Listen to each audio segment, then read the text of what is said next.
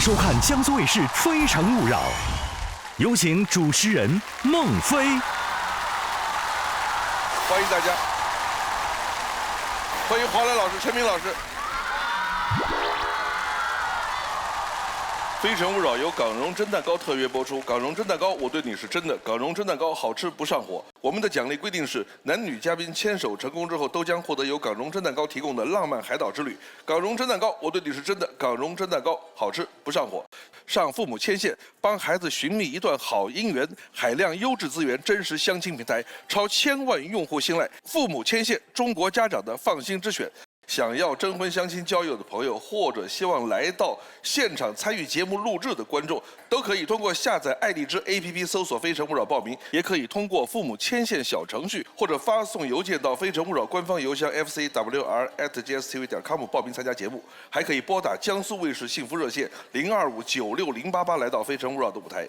幸福生活，志享未来。下载爱荔枝客户端，追更《非诚勿扰》，还有海量节目内容和丰富互动玩法等你探索。爱荔枝客户端《非诚勿扰》专区现已火热上线，一站式集成了节目精彩内容、线上报名通道和丰富互动玩法，还有数字人小林在线分享爱情攻略。《非诚勿扰》腾讯视频全网独播，每周日晚会员抢先看。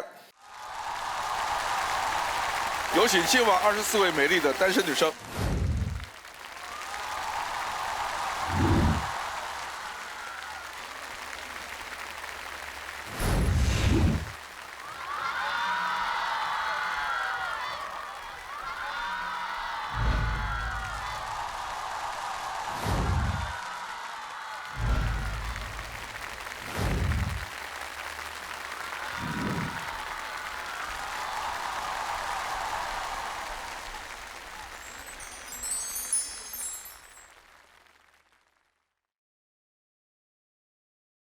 24位女生，欢迎你们，请亮灯。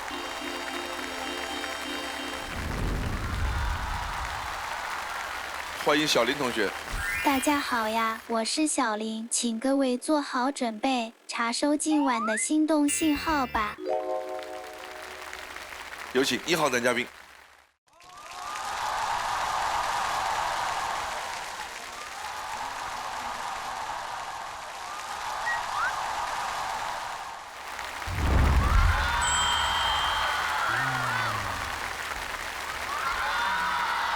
3位老师好，24位女嘉宾晚上好。我叫王正聪，来自辽宁沈阳，今年30岁。本嘉宾由父母牵线推荐，来选你的心动女生。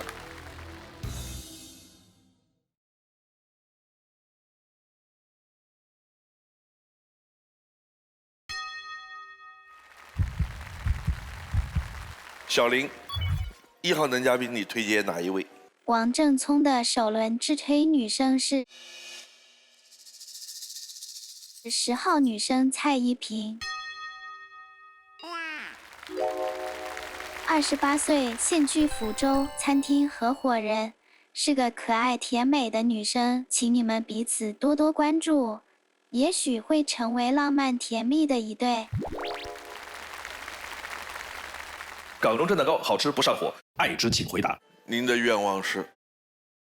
我的愿望是可以和以后的女朋友一起在家窝在沙发上分享零食。你是爱吃零食的？对对对，而且我今天也准备了一些创意小零食给3位老师和24位女嘉宾。这里边的话呢，有这个抽天辣条，然后还有一些饼干情话，还有一些有意思的东西。这是给我的？对，说话多嘛。他给我的这叫零食吗？枇杷润喉糖。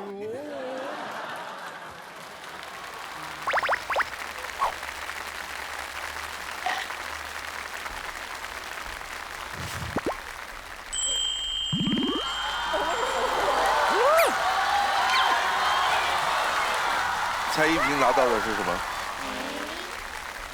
戒指。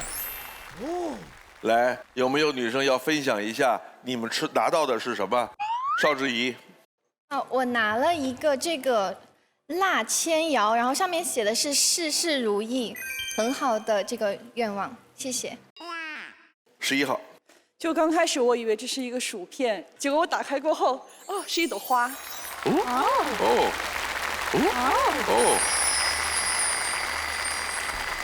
恭喜你拿到了心动盲盒。谢谢。哦，是你制作的哈？对，我往里放的。哎，那这是他挑的还是你帮他挑的？他自己挑的。我走到那的时候，他问我，他说我不想要别的，我就想要这个薯片。我说可以呀，然后他就拿走了。哦，那是不是也是一种缘分呢？张萌。我拿到的是一个这个小零食和辣条，然后这个零食呢，这个特别有意思，因为这里面还有土味情话，是，为了记住你的笑容，我拼命按下心中的快门。还有一句是我莫名其妙的笑了，只因为想到了你。要不要你们分享一下每个人最爱吃的一款零食？谭鑫。我喜欢吃棉花糖，并且是喜欢吃那种烤的棉花糖。它这样的话，外皮就很好吃。然后你可以说是把棉花糖放到水果里面吃，也很好吃。大家都可以去尝试一下。2号，我去过内蒙古嘛，特别喜欢吃他们的奶皮子酸奶，它就比一般的酸奶要醇厚很多。3号。我之前给我家猫做过那个鸡生肉，切块之后放到空气炸锅里面炸，本来是给2只猫吃的。那天晚上炸完了之后，属于是有点好奇吧，尝了一口，发现其实它不加任何调料，就是有一种非常自然的鲜味儿。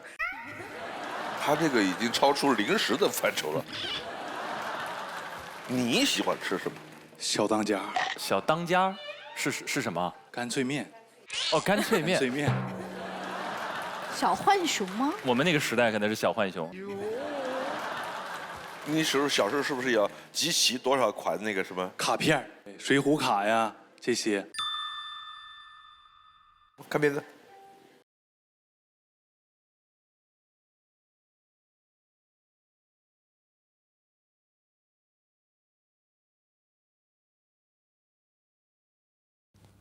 在我们东北有自己的中国合伙人，因为爱玩游戏的缘故，我们沈阳合伙人着手的是游戏发行行业。大哥是团队当中的定海神针兼技术大神，弟弟是团队里的发动机兼捉虫专家。我们公司虽然没有董事会，但有一个像我这样子懂事的人。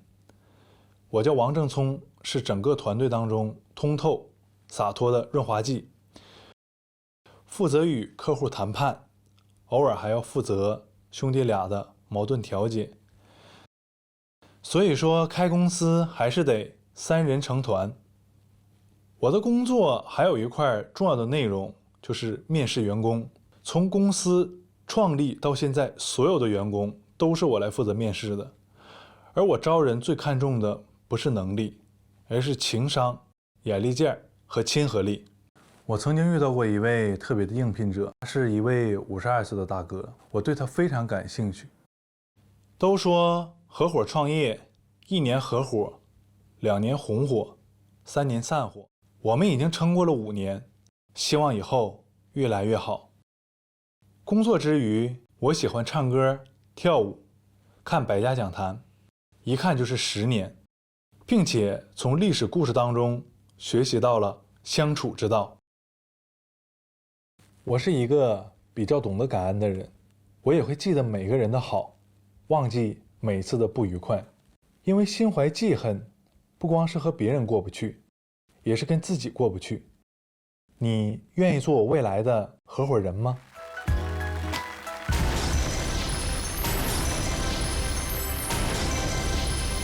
耶！哇！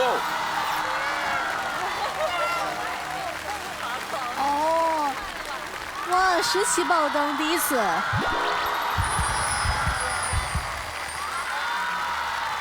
就是因为我觉得跟我的经历也非常像，就是开公司以及就是做游戏相关的行业，因为我就是游戏运营嘛。然后我真的非常喜欢东北，并且真的很喜欢沈阳。然后我觉得很打动我的一点就是说能记住别人的好，我觉得这一点真的会很感动我，因为我其实觉得我平时会对每个人好，如果对方稍微提了一嘴，我会觉得非常感动。我觉得这个很神奇，这是我昨天做了一个梦，就是说我今天到晚上会遇到喜欢的人。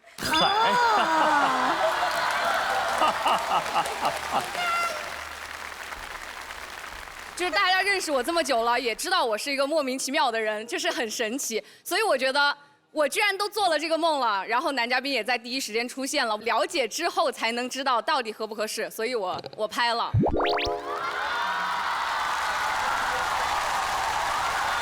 男嘉宾昨天有做梦吗？昨天晚上就睡了2个小时，激动的心，颤抖的手，我想给孟老师。因为孟老师，我从10年就开始看《非诚勿扰》。这个，哎，我们不是在聊他的吗？但是男嘉宾想给孟老师爆灯。对。石琪心里面生出一股怨恨，我爆灯表白完了，他开始对主持人表白。这个是我爱看的。咱们仨把日子过好都行。5号。你好，男嘉宾，因为我看到你在 VCR 是跟你的朋友一起合伙开公司，然后我之前朋友他开公司的话，他们2个人就会因为是朋友嘛，就会吵架，然后就是到最后就闹掰了。那你开公司的话，你跟你朋友之间有没有矛盾，是怎么处理的？天天有，这个贫到什么程度呢？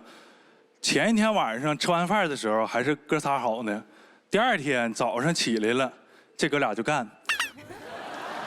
我主要作用其实就是帮助他们俩防止矛盾升级。3号。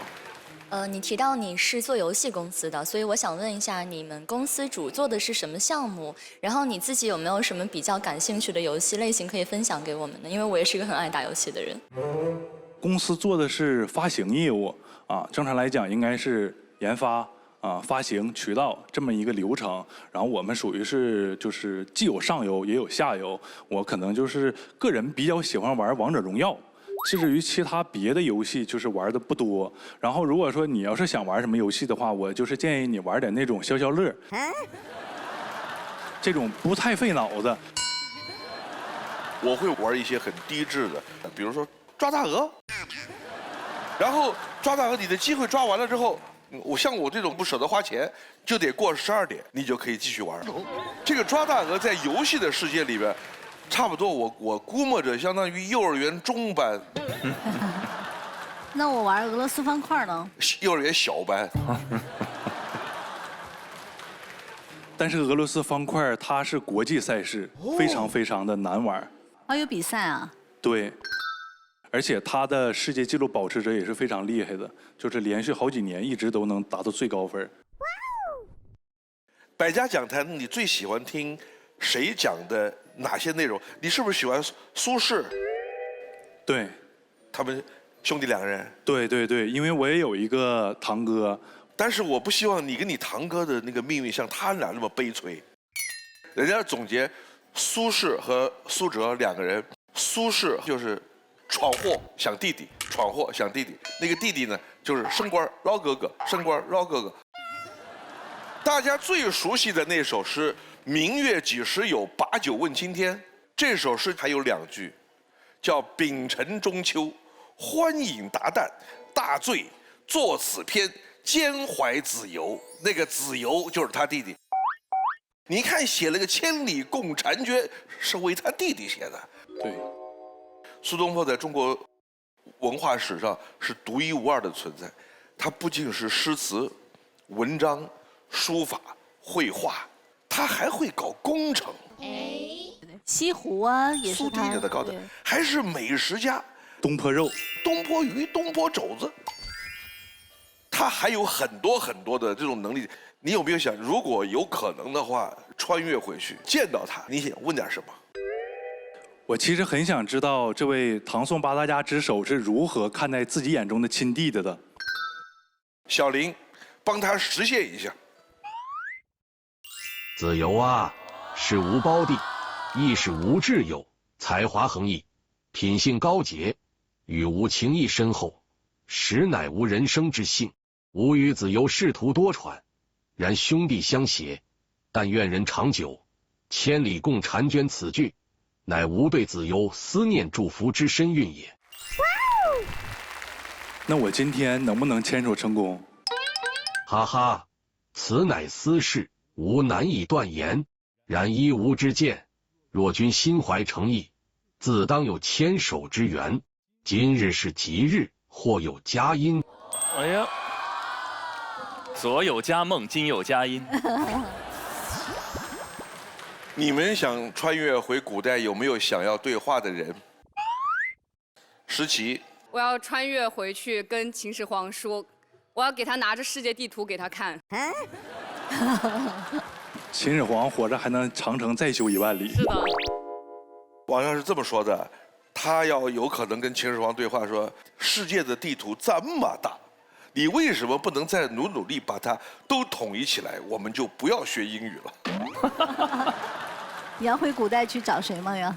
没想过这个问题，最想见的赵子龙吧。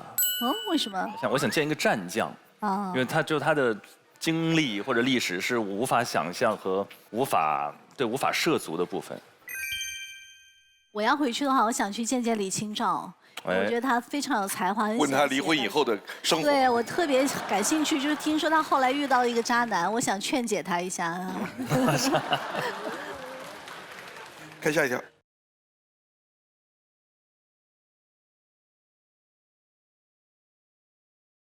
也许是中了什么奇怪的设定，恋爱系统对我下手了。故事的开始，我们从网上认识，相处了几个月之后，我们因为异地而分手。第二段故事的开始又是那样，我们是从网上认识的，他是我的游戏战友，我们像兄弟一样。突然有一天看到他发了个双眼皮照片，就评论问哥们儿你咋了，他就跟我讲了前男友出轨了的故事。你有女朋友也会这样吗？那我肯定不能啊！你看我打游戏都这么专一。我不信，既然我们都单身，为什么不试试呢？我们就在一起了。最后还是因为异地的问题，他提了分手。第三段故事的开始还是那样，我们还是从网上认识的，但这一次，我发誓不再异地。我放弃了沈阳的工作，选择到他的城市，边工作边陪他上学。毕业后，我们一起去了南方，就这样子朝夕相处了3年多。这一次我拿了霸总剧本，这男的有什么好？就是喜欢他，怎么了？叔叔好，劝你马上离开我女儿。但可惜主角不是我。看我们公司这3年财报已经亏损成什么样了？那这跟我们分手有什么关系啊？他父亲的生意无力回天，只有联姻才能拯救。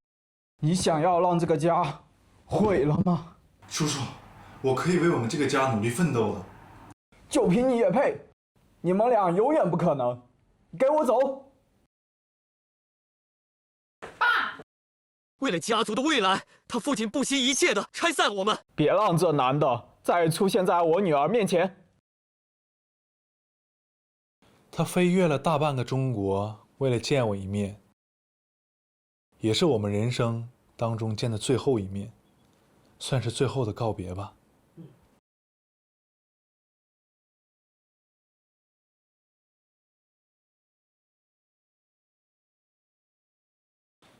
现在，我们都各自放下。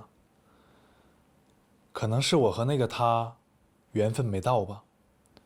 这一次，我希望能够打破系统，找到那个只对我撒娇的女孩。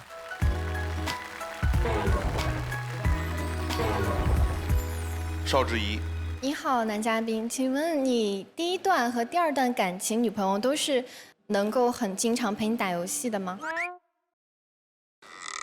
不是。那你会希望女生也很会打游戏吗？会与不会，我觉得我不会强人所难。如果他愿意打的话，可以一起玩一玩；如果说不愿意打的话，也 OK。因为我认为游戏它只是生活当中的一部分，它并不是人生的全部。我们又不是职业选手，对吧？好，谢谢。24号。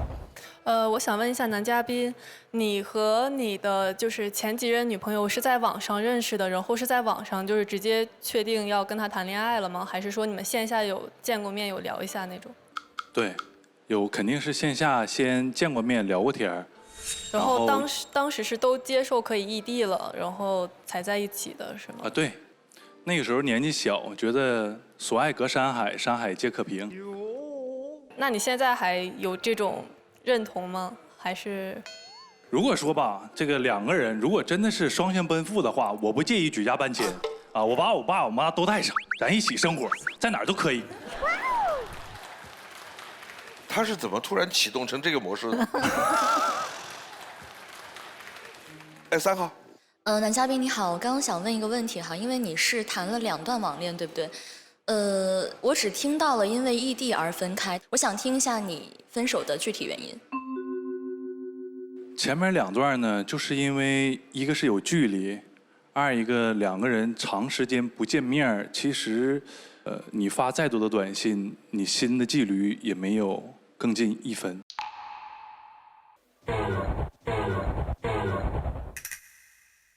7号。男嘉宾你好，那你现在对于异地恋的看法是怎么样的呢？就是双向奔赴就举家搬迁嘛。哎，举家搬迁的意思是？就是我爸我妈一起过去。他跟一个女孩谈恋爱，说要奔现了，带着老爹老妈一块儿去，最后跟女孩一分手，老爹老妈又回原处了。这是父母的旅居中国啊。在东北可能就是孩子在哪儿，可能父母到老了以后就跟着去哪儿了，就是这种。谈心。那我想问一下，你说你情商很高，你想要以一个什么样的情况或者方式去融入到女朋友的家庭里面？做好我该做的，以及他希望我做的就可以了。哎，你为什么很关心男朋友如何融入到自己家庭这个事儿？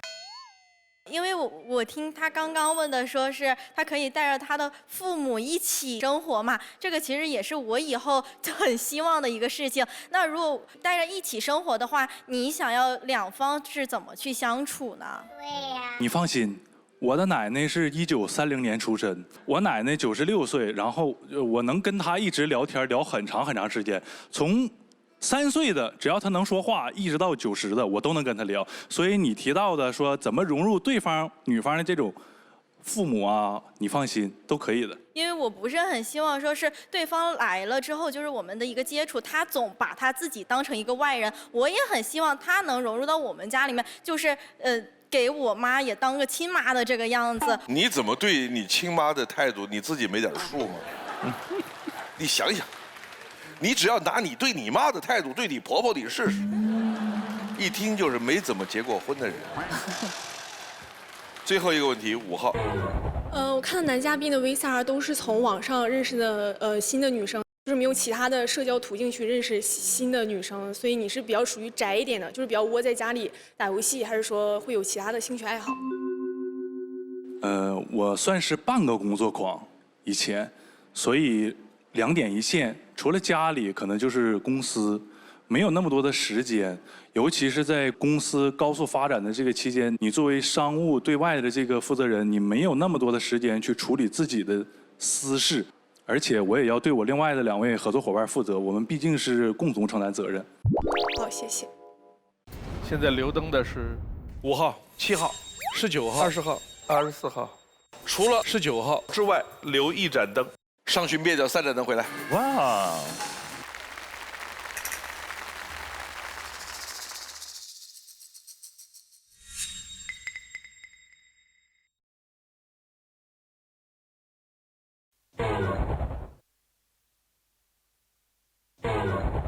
哎呀！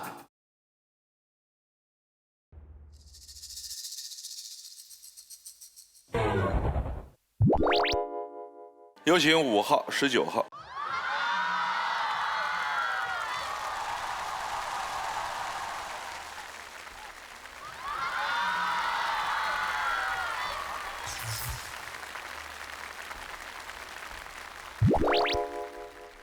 心动女生看大屏。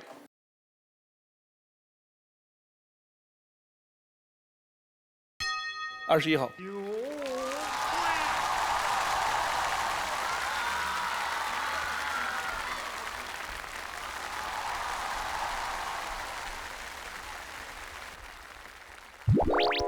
我们来看一下女嘉宾的资料。石琪，我质疑的，认识一下我吧。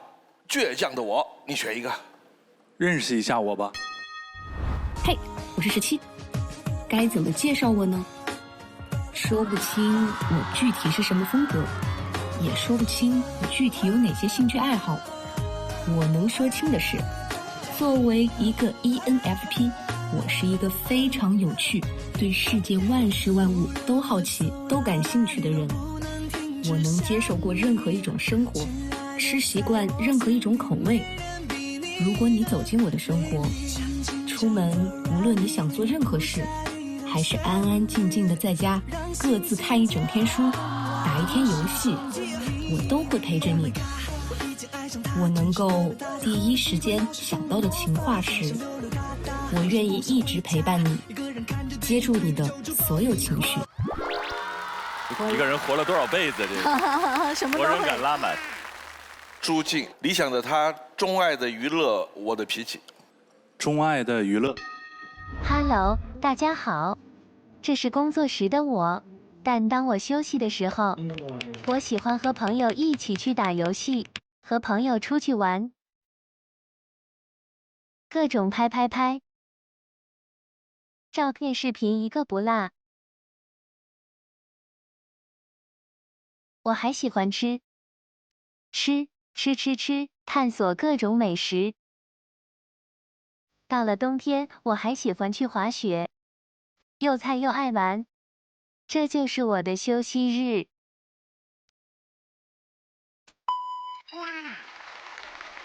宁曼雨，小小生活家，行动派，我的恋爱观。行动派。说走就走的行动派，不纠结，不拖延，想到就出发，敢尝试，爱探索，生活永远新鲜刺激，活得自由热烈。小林，第2轮男嘉宾，你推荐谁？在进入反选的女生中，我为男嘉宾推荐的是19号女生石琪。男生活泼开朗、上进靠谱，喜欢分享内心世界，深耕游戏行业。女生性格阳光活泼有趣，爱交朋友，追求高品质的生活。两人都从事游戏相关工作，可以一起开黑，一起闯关，一起升级，连打怪都变得超级甜。最后一个问题问3个女生，因为我是开游戏公司的，如果3位女嘉宾和我在一起的话，会选择跟我创造一个什么样子的情侣游戏呢？诗琪。因为我是非常喜欢玩游戏的，就那种互动类的。我之前最爱的一个就是胡闹厨房，所以我觉得我很希望就是把这种游戏，然后把它继续发扬。就比如说我们能联机，然后设置一款就是我们自己的家，在这个家里你有你的空间，它是另外的一个泛空间，不是我们当下这个主家，然后我们各自经营我们的泛空间，然后也有斗争。我想要有这种。谢谢。朱静。如果是双人游戏的话，就是我之前有段时间很喜欢玩双人成行，你知道吗？就是2个人互相配合，玩起来就是特别的开心。5号。如果说游戏的话，我平常会喜欢玩王者荣耀，会更喜欢玩金铲铲，所以说我希望可以和你一起玩金铲铲，你带着我去做攻略这种。诗琪，最后给你点时间。因为其实我平时是一个话非常多的人，但是如果我有想法的话，其实我没有什么话了，我就是很看感觉，我就是喜欢，我就是很看感觉，我就是喜欢。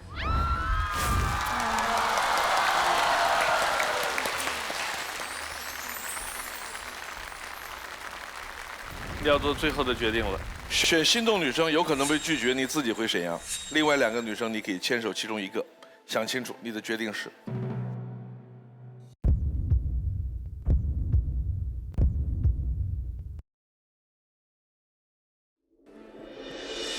诗琪，我希望能创造一款属于咱们俩的情侣游戏。哇！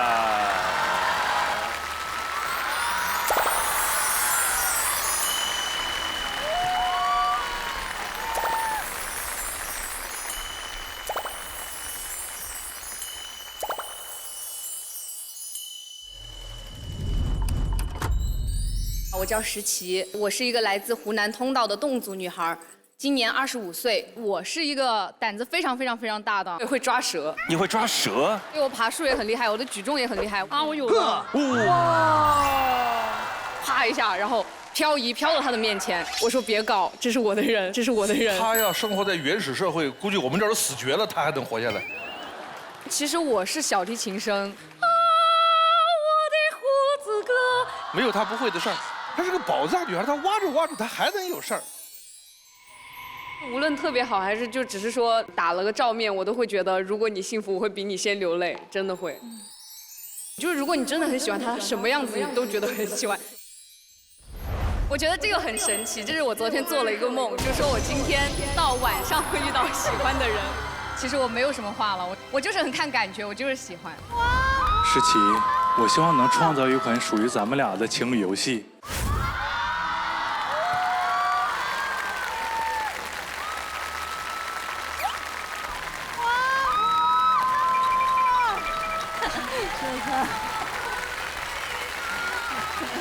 哎呀，舍不得你。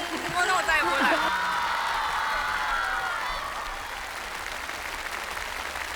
恭喜男女嘉宾获得了由港荣蒸蛋糕提供的浪漫海岛之旅。港荣蒸蛋糕，我对你是真的。港荣蒸蛋糕好吃不上火。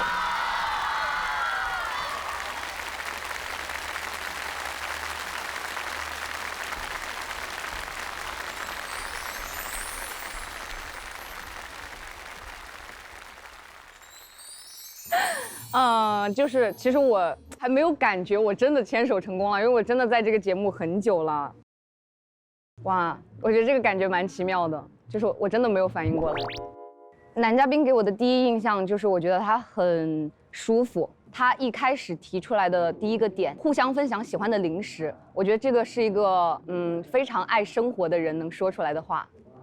我就很喜欢，就是感觉一下子来了，然后我觉得就是他，我刚见到他第一面，我就觉得我要爆灯。我喜欢他身上那种积极向上、活泼开朗的那种古灵精怪的性格，再到最后一个短片的时候，他直接就把我征服了，百变魔法少女。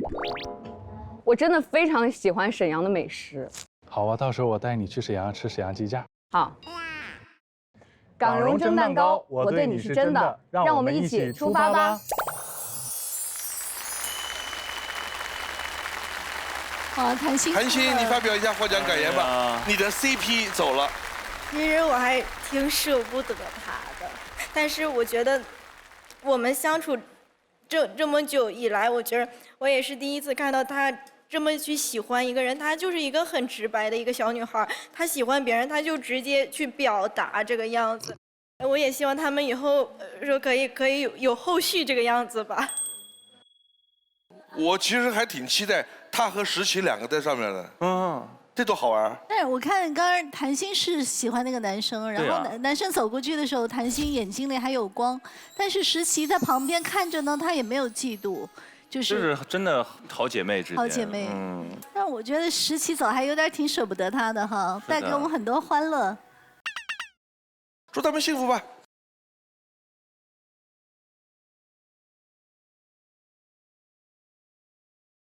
非诚勿扰》由港荣蒸蛋糕特约播出。港荣蒸蛋糕，我对你是真的。港荣蒸蛋糕好吃不上火。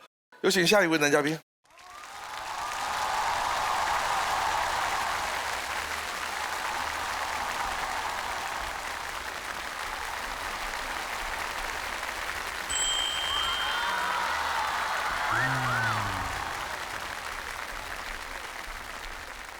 大家好，我叫乐飞，今年40岁，来自广州。本嘉宾由父母牵线推荐。40岁，哇！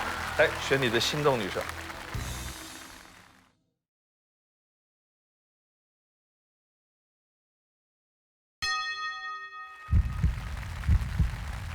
小林，2号男生你推荐谁？乐飞的首轮制推女生是16号女生张晨曦，23岁，现居南京，互联网运营，是一个温柔开朗的甜美女生，请你们彼此多多关注，也许会成为浪漫互补的一对。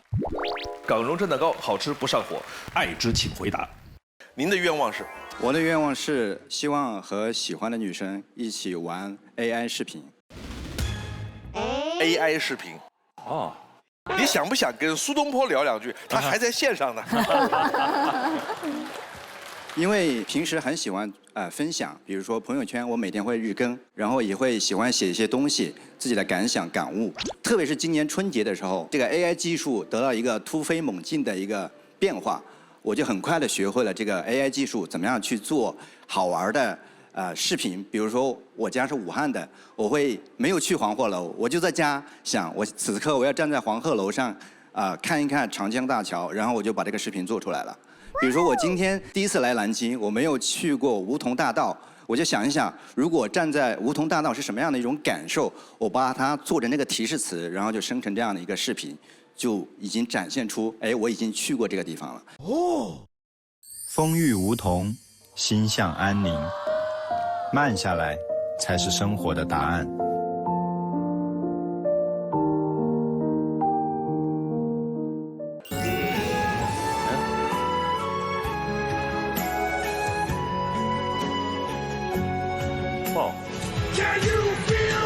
我来了，你在哪？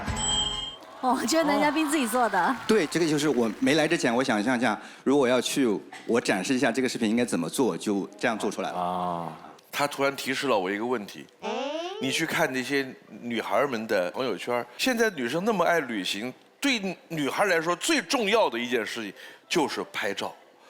修9张照片，美美的发在朋友圈里边。如果这个技术那么成型了，比如说你就在家躺着，一边说我想到威海的海边和天鹅拍照，马上给你生成，几秒钟。那对这些女孩来说，旅行的意义，我哪儿都不要去，我就跟家躺着，从那个东北滑雪的地方到海南岛冲浪，我一天搞9张，不会有人蠢到因此就不旅游了吧？不会，是吧？不会，它是有体验加纪念加分享的一个系列活动。但是 AI 视频可能对我们这个行业冲击最大了，因为我们就是做制片嘛。但我自己有2个感受，非常突出的感受。第一个感受是我看到 CDance 做出来这样的视频的那种质感之后，我第一反应是觉得哇天哪，能省多少成本哦！就是因为我平时自己拍片的话，比方说我们要拍一个冰雪的这个场景，几百号人是吧？要去那个地方等着下雪，我觉得为了这几分钟的镜头，我们付出的成本真的是有时候是觉得是巨大的浪费。但是第2个呢，就是说对我们这个竞争压力就很大，因为我们原来是传统的话，其实门槛很高，想进入这个拍片是很难的。你要想成为编剧、导演、制片、演员，什么是需要非常多的积累。但是现在呢，其实很多人只要是有想法、有技术，你会的话，就自己完全就可以生成视频了。所以对专业的从业人员来说，你的竞争者多了很多。可能也是技术平权的一部分，对，但是好的点子和动人的故事可能就更值钱了。看片子。都说40不惑，我的40真的不惑了吗？一切的一切都要从20岁的那次偶然说起。20无畏，莽撞的我怀揣着1万块，开启了深漂之旅。一次偶然的凑热闹，走进了一家门店，命运的齿轮开始转动。我误打误撞进了一家彩妆造型学院，因为之前学习过美术，做过2年摄影师的缘故，意外得到了老板的赏识，成了学徒，很快就成为了专业的彩妆老师。后来我辗转几家头部美妆界大厂做彩妆培训经理，负责区域乃至全国门店的彩妆培训，还受超女快男的启发，开创了彩妆大赛，至今每年还在举办。30而立，虽然在美妆界站稳了脚跟，但我毅然选择创业做品牌，最后因经验不足以失败告终，再一次回归职场。现在40的我真的不惑了吗？好像依然有惑。虽然在顶尖美妆公司做到了职业的天花板，但我不甘心人生就这样定型了，所以我选择转型，主攻形象设计，给企业做形象顾问，给男团、女团、直播大厂做形象设计，还会给一些婚恋机构做高端会员的形象改造。40岁的我，生活上有点不施粉黛。我的作息非常规律，6到7点起床锻炼，每天早晨进行20分钟的拉伸和俯卧撑，保持这一习惯已有快20年。自己做饭，尽量不点外卖。午后散步半小时，再午休半个小时。晚上在家会写点东西，10点半左右睡觉。周末喜欢户外活动，比如爬山、徒步、打网球。40有货，到了这个年纪依然想吃爱情的苦。跟我在一起呢，保证让你不再为美操一分心。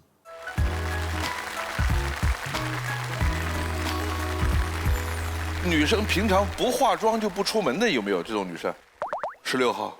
我必须要化妆，因为我在的学校是个传媒学校，然后一出门大家都非常的漂亮。就是在我们学校有一个传说是下楼倒个垃圾，然后大家都要化妆，所以说就是潜移默化受到影响。其实之前我也是一个不太爱化妆的女孩子，然后就自从进了学校之后，然后慢慢就开始学化妆了。像你要出个门化妆需要多长时间？如果化一个出门比较便利的妆的话，10分钟就可以搞定。如果晚上跟男朋友见面，而且好多朋友聚餐的那个要化，那就是2个小时打底了。2个小时，6点钟吃饭，那不得3点多钟开始化妆？然后就最可怕的是5点40的时候，男朋友说我老板叫我回去开会，我来不了。用啥？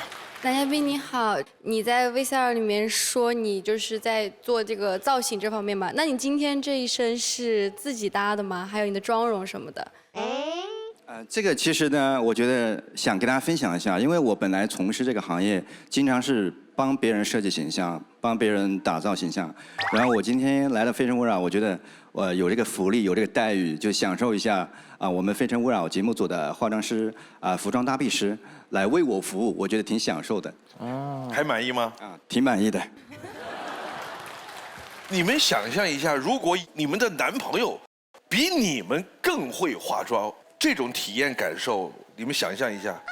蔡依萍，我会觉得压力有点大就是自己化完妆的时候，我会不太敢去跟他见面，就是怕他突然跟我说，我觉得你的眼线角度不好，或者是你卡粉了，你护肤没有做好哦，我会压力超大。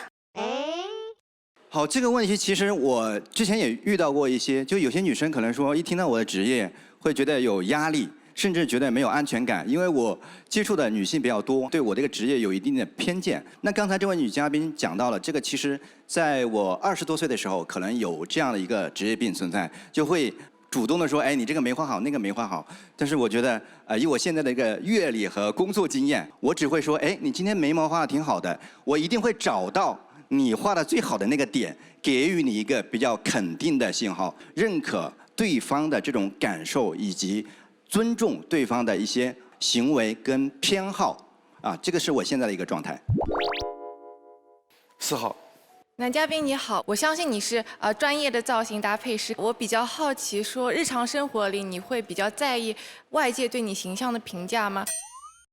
首先这个问题我也会首先会接纳，既然他给我提出一些建议，我觉得是他在关注我，那么我肯定会给他一个正向的反馈。其次呢，我认为在关于形象设计或者打造打扮这方面我觉得审美它是有标准的，但同时审美也是有偏好的。每个人的偏好不一样，我们会充分尊重对方的偏好。但是我作为职业的形象设计师，审美它是有方法论、有标准、有原理的，这个东西我觉得不会质疑，因为毕竟我是科班学出来的这个专业。好的，谢谢你的分享。你的这个专业的全称叫形象设计。它是形象设计，我们不能把它理解为化妆师它是整体的形象设计，包括妆面，包括服装。对，有个词儿叫爆改。爆改。对吧？你要说到爆改的话，台上找人恐怕除了陈明也没有别人合适了。要不然你就辛苦一下。对，我们期待陈老师。我可以吗？就符合你的这个。可以。其实我来之前深度的研究了一下陈明老师。陈明老师我非常喜欢的一位老师，长得很帅气、时尚。但是他们给我最大的反馈就是陈明老师呢，整体的公众形象给人感觉非常的板正，很端庄大气，很板正，很笔直。你想干嘛？要突破。不要过来呀！我想挑战一下自己，就是把陈明老师的这个公众很板正笔直的形象颠覆一下。您想颠覆一下？颠覆一下，让大家看到不一样陈明老师的形象。去吧，陈老师。还有点紧张哎，会是什么样？没事，1个小时就好了。我们这边是继续那个片子里边，她的生活很自律，觉得自己生活就很自律的女生有没有？举手我看看。15号，你自律到什么程度？我的自律和传统意义上是不一样的，就是大家早睡早起，那么我就是晚睡晚起。我是每天晚上定点3点钟睡觉，然后早上10点钟起床。你说的自律指睡眠？对，睡眠的自律。还有没有其他领域的？4号。我的自律肯定更多的涉及是学业和工作方面的，因为我本人从事的工作和计算机还有数学分析相关。那我因为这个领域一直在迭代和更新，所以我每周每个月都会去促使自己多看一些新的书，或者通过一些网站学习一些新的知识，让自己能够跟进这个领域。邵志怡。我的自律是关于我的身体健康，就是我会固定，比如说今天吃维 A， 明天吃维 B， 后天要维 C， 必须保持我的身体健康。张萌。我的自律是这样的，就是我有一段时间是每天下午2点上班，然后呢，我会充分利用好我上午的时间，就是当时是报了一个普拉提班，就我每天早上9点钟起床，一定会去上一节普拉提课，然后上完课之后呢，就去超市买菜，买完菜就回家洗澡做饭，然后再去上班，就是我会把时间利用得很好，就是这方面时间方面的自律。我听了下来，我也觉得这个话题，你要求一个人要你全方位的活得像一个圣人那样的自律，没有人做得到。但是呢，我倒建议每一个人，你至少拿一项，在一个指标上给自己提点要求。你看，要么睡觉睡眠，要么关于健康，要么关于学习，你至少得有一样，我对自己提出要求，要看书啊什么什么什么。可以了，他们这边好了，我们让陈明从男嘉宾出场的地方来。好。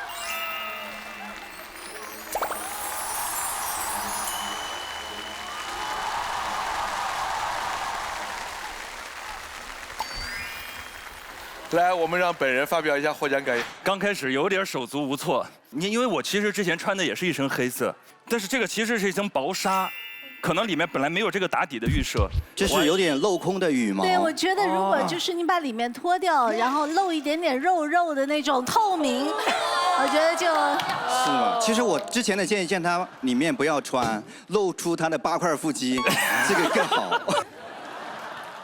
但我觉得那个挂件是什么配饰？是一副眼镜，小的眼镜，对，碎裂的眼镜。碎裂哦。因为这个眼镜代表书生气，保留了陈明老师的本来的一些特质。哦，但是又放了一个碎的，这要碎裂我的书生气。是的。可能。哦。我觉得就理解了造型师的伟大，就是你能够发掘他性格中的另外一面，而用服装造型把它体现出来。你就带着别动啊，就带着就穿着。刚才你们走的时候，我们也聊了一下生活的问题，自律。比如说，哎，你很会做饭？就是我平时不怎么喜欢点外卖，就是尽量有条件允许的情况，尽量自己做饭会比较多。有你做的菜是吧？有一部分。我们看一下，那个是藕吗？对，湖北的莲藕，然后也是湖北的那个红菜苔炒腊肉。你为湖北人爆改，为湖北人炖藕。你想想看，跟他过日子，他会给你弄妆造，会给你做菜。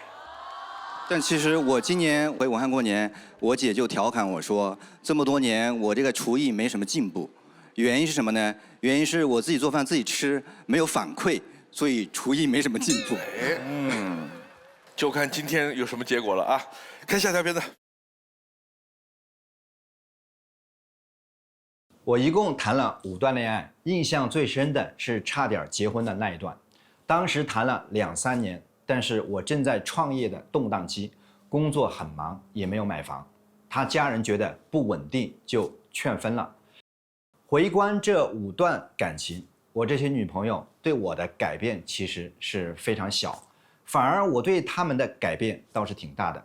比如差点结婚的这段，他跟我在一起的时候不喜欢自己的工作，找不到职业发展方向，我就发现他的优势在于运动机械方面，就花钱让他去考了个驾照，鼓励他去做汽车销售，结果他做得特别好。我在35岁左右时疯狂的想结婚，一到周末就疯狂参加各种相亲社交活动，感觉相亲了有100-200次，但里面连一个发展成为恋爱关系的都没有。印象比较深刻的，比如有一个相亲对象一定要跟我约午饭，吃完就赶着要走，后来才知道他晚上约的另一个人，那个人好巧不巧还是我的兄弟。我还遇到一个潮汕的女生，原本聊得挺好的，但聊到她被催婚严重，导致她跟她的妈妈关系闹僵了。我可能没有站在她的角度替她说话，而是站在了父母的角度，觉得可以理解。她当时脸都绿了，说这顿饭 AA。她说我一般相亲，如果我觉得还可以的话，我就让她请；如果觉得没感觉，我就 AA。我说没事儿，我请你吃个饭无所谓。再回去的时候，路过一个相亲资料的摊位，他就很开心地跑到那儿去，当着我的面看男生资料。虽然我相亲100次一无所获，但人到40反而越挫越勇。我喜欢甜美、大眼睛、爱笑的女生，我希望她有自己的热爱的事情。我也很能认同全职太太的价值，比较排斥太偏激、刚硬、极端强势所谓的大女主。我希望她是一个情绪稳定的人，能跟我谈一场细水长流的爱情。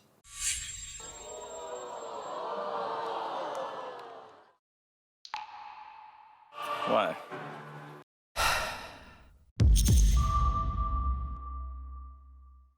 刚才片子最后2句什么话？他认可全职太太的价值，然后他讨厌强势大女主，希望是细水长流的爱情。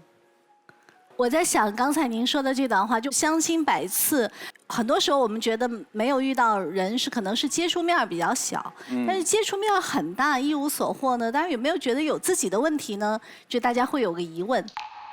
第二个呢，就是你跟人交流的时候好像有点说教啊。那个女孩说：“哎呀，好烦呐。”然后你就说：“对啊，就是你站在父母的角度，其实是站在了他的对立面。”对。你可能就是想说我是一个男人，我想从你的对立面来帮他们解释一下。我可能年长一些，我是男性，我想给你一个另外的一个思路。你可能是出于好意，但是呢，在那个女生已经不被父母理解，她本身是受伤的。你站在父母的角度，其实是站在了她的对立面。然后站在她的对立面的时候，她不高兴了，她就当面打脸给你看。就是你这番暗中的跟她的那种对立，激发了她更加的对立。到了第3趴的时候，你说我是认可全职太太的价值的，意思是这个全职太太是别人是不认可，我是认可的哦。可是全职太太的价值本来就应该是被认可的呀。其实这个地方我认可全职太太的价值，而不是说我要找一个对象是全职太太，这是第一个。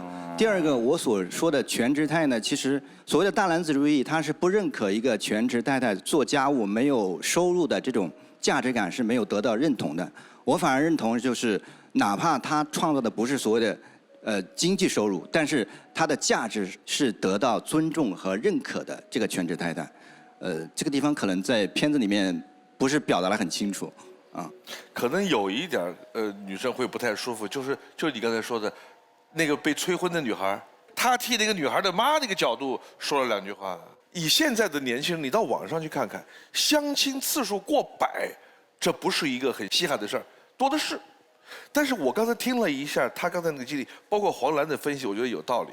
这也是我个人的一个特别大的感受。《非诚勿扰》这个节目是一个相亲的平台，更多的可能是线下什么茶馆啊、咖啡馆啊这种面对面的，这个里边成功的概率没有那么高。但是这个里边最重要的一点是什么？就是如何在这个环节当中保持自己和别人的体面。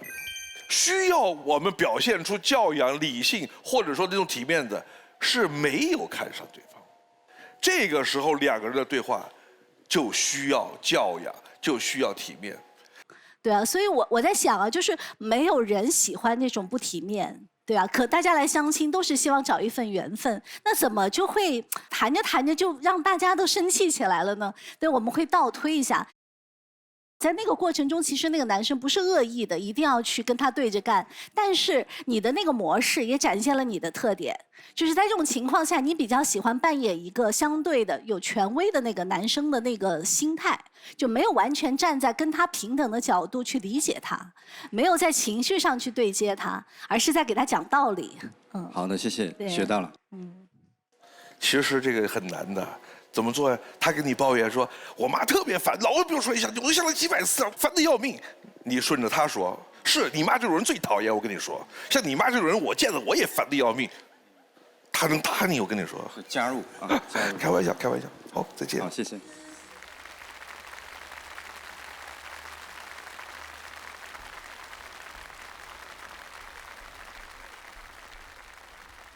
这种结局是我能预料到的。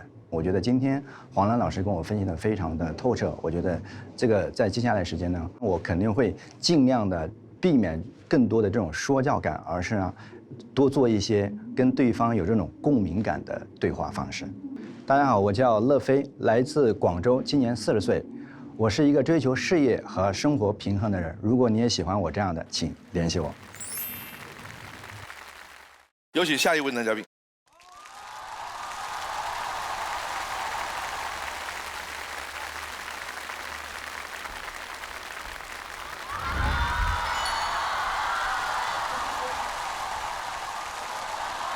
老师好，24位女嘉宾好，我叫李建伟，来自黑龙江哈尔滨，今年32岁。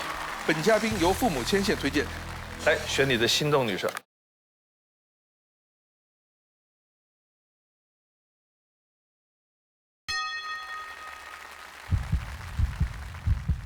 小林，3号男嘉宾推荐。李建伟的首轮自推女生是3号女生杨新蕊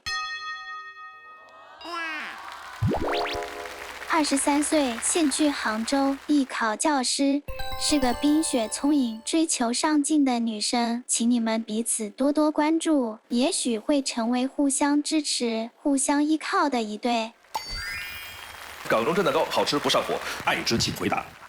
您的愿望是？我的愿望是不希望短视频来介入我们之间的感情。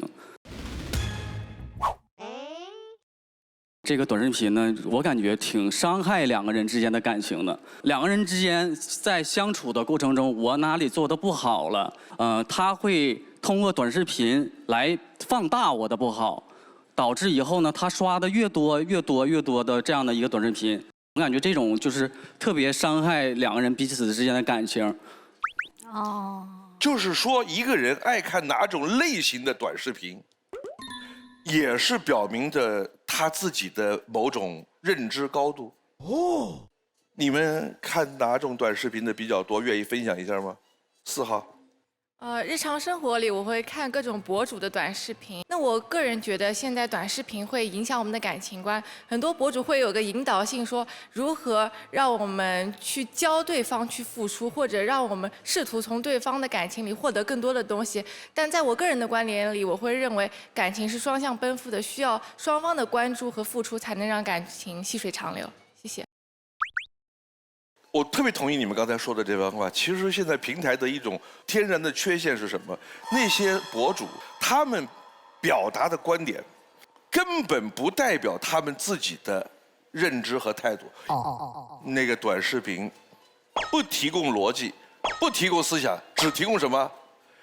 情绪。你看什么玩意儿爽，他就给你什么玩意儿。他认为这么说，我这么演可以卖到流量，一切都是为博到那个算法的推广，他才这么说。你真以为他是这么想吗？不见得。对呀。所以，尤其是涉及到情感类影响我们价值观的时候，其实我们要想一想，这些人真的是这么认为的吗？看片子。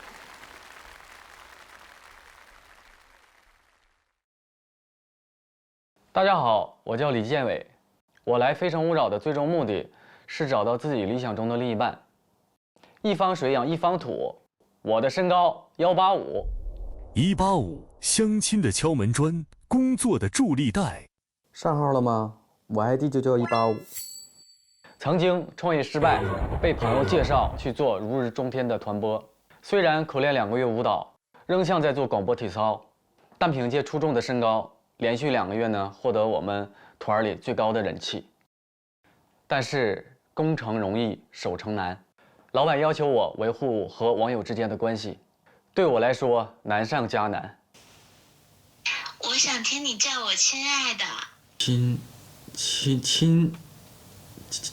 亲口说呀，这样的工作感觉让我心特别累，每天还要维护客户，我感觉有一些亲密的话只有跟女朋友才能说得出口。2个月之后，我毅然辞职。同生之我的家族小企业。现在呢，我在我姐的公司担任销售和财务，主要销售用于测量桥梁路段和房屋压力的仪器。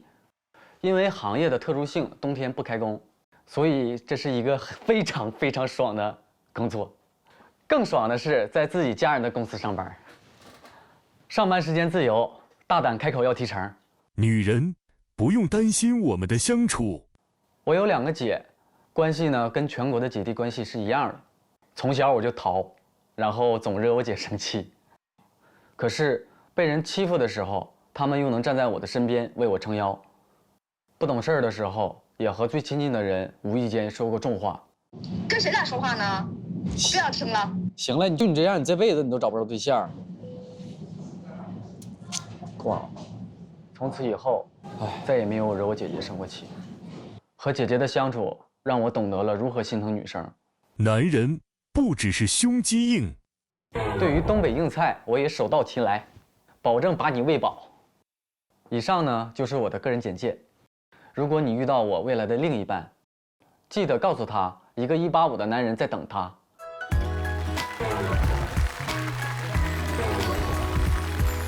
我在网上看到有人这么说：一个男人如果身高是185，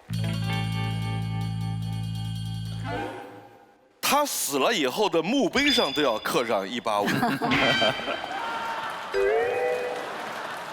我想问一下，你跟你2个姐夫的关系怎么样？我的姐夫的关系挺好的，因为我有2个姐嘛，我大姐结婚了，我2姐呢打算是今年结婚，然后相处的关系是非常好，非常铁。就是姐姐能不能给弟弟撑腰，很大程度上就是姐夫在里边起的作用很大的。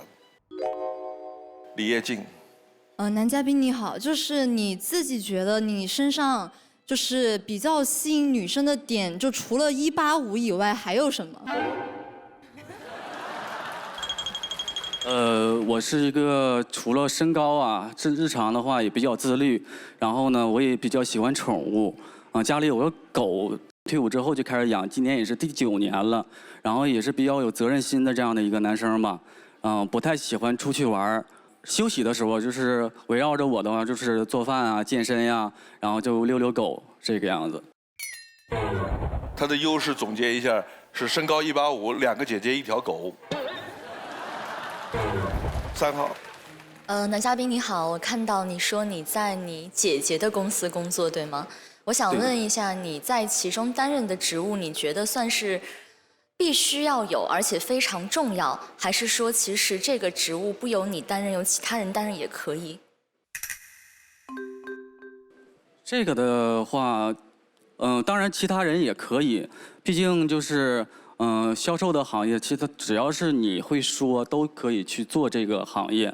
那么为什么是选择我姐这个单位呢？因为也是我姐她这个单位，成立不长时间，然后也需要我这样一个人去帮她去维护好这个公司。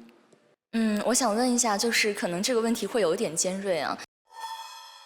就如果以你现在的工作水平来讲，你要是去到同类型的其他比较稳定的公司，你觉得你还能拿到在你姐姐公司里挣到的钱吗？肯定会。4号。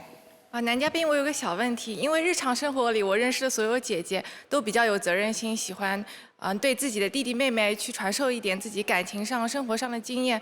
那我想问，如果未来你的生活里遇到的那个满意的他，并不符合你姐姐们的期待或者标准，你会怎么处理或者平衡这个事情？这个的话没有这个问题哈，因为我的家庭教育的方式，都会是以我们自己为主，只要是你喜欢就好。因为我爸跟我说，以后你找的女朋友，当你俩走进到就是成家的那一刻，那么你身为一个男人要勇于承担这个家庭的责任。我不会过多的干预这个事情。如果我爸说，如果过多干预的情况下，如果你过得好的情况下还行，如果你过得不好，那么他怕我会埋怨他。19号。大家好，我叫曾薇，今年21岁，来自湖南长沙，现在在医院实习。就是男嘉宾，我想问一下，你说你有2个姐姐，我就是有一点点的偏见，就问是不是你们家庭有一点点重男轻女的倾向，所以你才有2个姐姐？因为我的姑姑她是就是家里就只有2个女儿，就不会再生1位男生的。没有吧？我感觉在我家里地位不是很高，我俩姐在我家里地位比较高。可能是想要一个男生嘛，男孩吧，因为像我这个年纪，家里头姐妹多一点的话是很正常的那个时候。你这么想一下，如果他爸妈生的第3个不是他，还是个女儿的话，他有没有可能是老4？你自己觉得呢？这个我不知道，我感觉应该是吧，但是我家不是重男轻女这样的一个家庭。那肯定不是。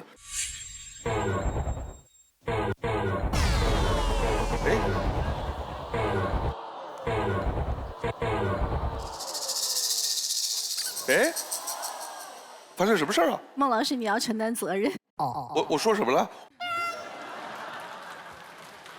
我得问一下啊，有人愿意说一下灭灯的原因吗？3号灭灯的原因是？我觉得可能相对来讲太依赖家里了，尤其他刚刚提到，因为孟老师你有问他说他可能会不会是第4个，他点头了。我觉得再怎么样可能也相对来说会对家里的联系更紧密，而我恰巧是一个和家里的关系会没有说到那种非常非常亲密那种地步吧。家庭氛围。来，邵芷怡，你说你灭灯的原因是？因为我感觉这个男生他的 VCR 里开篇就是一直在讲185，所以我刚刚其实想问他，你的就是社交软件上有没有打上185的这个标签？然后再包括刚刚这个李叶静问的你的问题，就是你身上除了185这个标签，有没有更多去吸引女生的优质的特点？我感觉好像也没有回答的比较明确。就是社交的标签现在不是叫185了，以前是。因为以前在看那个也是短视频嘛，然后这个对于男生的身高感觉185这个数字也挺好，正好我的身高也是185。邵芷怡灭灯的原因是185。黄澜说完这个话，我1秒钟汗都下来了。我得多问几个女生灭灯的原因，人家灭是因为185。跟我有毛关系啊！来6号。就是我看你是目前是32岁对吧？那你现在是除了就比如说一开始是做团播，然后现在是在你姐姐的公司做销售，你没有想过就比如说在你姐姐公司做完销售，获得这份的履历之后，自己出去闯一闯之类的吗？还是说一直想在就是姐姐的庇护之下，就是在她公司继续发展？不会在这个公司一直的长时间的发展，因为我姐姐这个公司也是刚刚起步，然后她需要到我来这个公司来帮忙。刚才我说我是之前可能上一份工作是做一个团播，如果在这公司成长就比较稳定的情况下，我还是会想到自己去做一点什么呀，或者是找一份相当就比较稳定这样的一个工作。开片。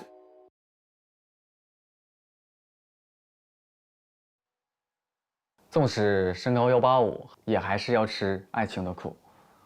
我谈过一段恋爱，一见钟情，绝无二心，3年分手。她是我上一家公司同事的姐姐，第一眼我就被她的笑容征服了。我擅长追求一个女生的方式，就是陪着她，陪她打游戏。我有点天赋，打到了黑龙江第2 ，yes。陪她打麻将，我不会，但我能组局啊。糊了，成了。恋爱期间，我就把她规划到了我的未来，我的钱就是她的钱，她的妈就是我的妈。我一直把未来的丈母娘当作亲妈看待，直到一些事情逐渐改变了我的想法。她妈总来家里面陪她女儿一起住。有一天呢，我出差回来已经很晚了，然后我看到她妈妈也在，我就睡到了沙发上。第2天一早呢，她妈妈要给我们煮粥，家里没有土豆了，让我去买土豆。我就直说，我太累了，不想动弹。我以为她会像我妈妈一样说，那你多睡会儿吧，我自己去。结果我听到的是，我妈不是来给你当保姆的。最终压垮我们的是对买房的看法。我当时的事业也不够稳定，想呢先买个2居室过渡一下。本以为呢她妈妈会像我的母亲一样，我理解你的压力。没想到她妈妈的反应是，我妈说了，必须3居室一步到位，万一生了小孩，她要来照顾小孩，她住哪儿呢？最让我失望的是，她从来没为我说过话。现在呢，我想找一个笑容甜美、善良、独立的女生，一起经营属于我们自己的小家。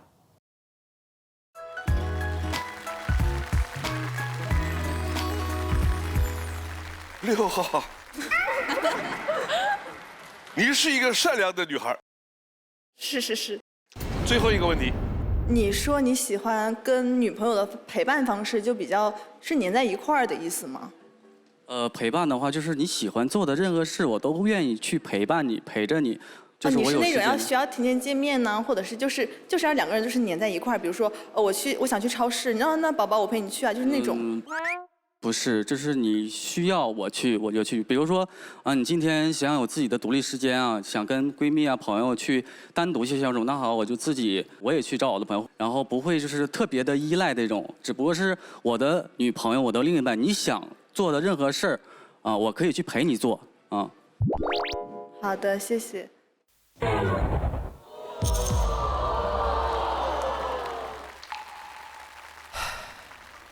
大哥真不赖我。你们俩整个的过程当中，我觉得你是一个非常能够满足外界要求的人。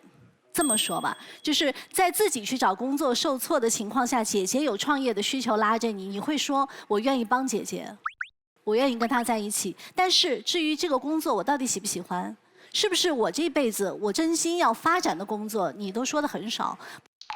包括刚才6号在问你跟女朋友的互动的过程当中，你也会说我以她的需求为主，对吧？她需要我怎么样怎么样，如果她不需要我了，我再去做自己。我觉得这是一种比较利他的想法，也不错。但是我总是觉得一个人在30岁以后，其实应该发展出一些自己的职业的梦想。我拥有我自己，我同时也能够考虑对方，所以我们也是希望能够，在我们看到的这个部分跟你做一些阐释，也希望，在未来的人生当中能够更坚定的说，这是我愿意的事情，这是我来承担结果的我的人生的部分。谢谢老师。其实你从电梯上下来一眼惊艳，因为很帅。但是就是因为短视频，你刚才你记得你上来提的第1条吗？你说我不希望短视频影响我们的生活，但你看185这个梗正是短视频世界里造出来的。短视频的那种思维方式潜移默化的真的在影响你，这是一个一语成谶的过程。然后接着你在几段视频当中，我有注意到你在阐述自己价值的时候，你知道人的价值有2个方向，一个是外部指向的，一个是内部指向。你几乎所有的价值指向都是外部指向的。你讲了你跟家庭的关系，2个姐姐的关系，然后紧接着你做了团播的工作，是因为跟外部沟通的时候，在提供情绪价值上有了一些冲突，然后最后呢，你到了姐姐的公司，在你谈到你工作的内核和你所创造价值的时候，大家更多的直觉是你在那儿工作，不是因为你的优秀，而是因为那是你姐姐。所以你所有的这种价值指向最后都落在了外部世界的关系上，所以对你内在的呈现和挖掘是高度缺失的。我认真回忆了一下，你唯独提到了一件事情，是你有一只9岁的金毛。所以这就是大家为什么32岁的时候，如果你所有的价值支点都是指向外部世界，这有一种危险。你内在大家没有感受到那种坚定的内核，所以当他们走入你世界的时候，并不是在跟你谈恋爱，而是在跟你一张庞大的关系网络共处。这里有非常多的不确定性。好的，谢谢老师。